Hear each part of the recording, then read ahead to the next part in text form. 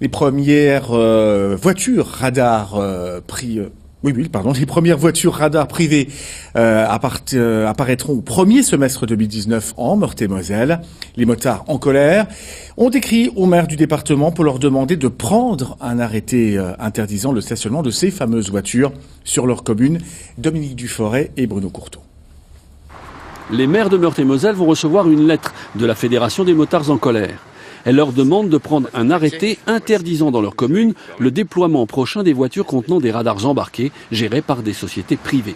Et pour cela, les motards s'appuient sur un article du Code de la route.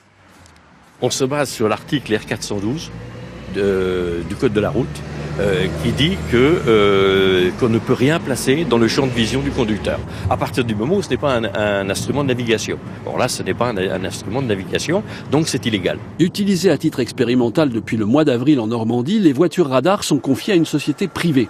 Mais l'État garantit que la société n'est pas rémunérée au nombre de flashs, qu'elle ne peut pas régler le radar ni choisir l'itinéraire parcouru. Ce qui n'empêche que quelques maires ont pris un arrêté pour interdire ces voitures sur leur commune. Je trouve que de plus en plus, le service public est supprimé. Donc je suis absolument contre cette logique financière qui fait qu'on va donner à des sociétés privées la possibilité d'arrêter les gens. Je trouve ça vraiment affreux.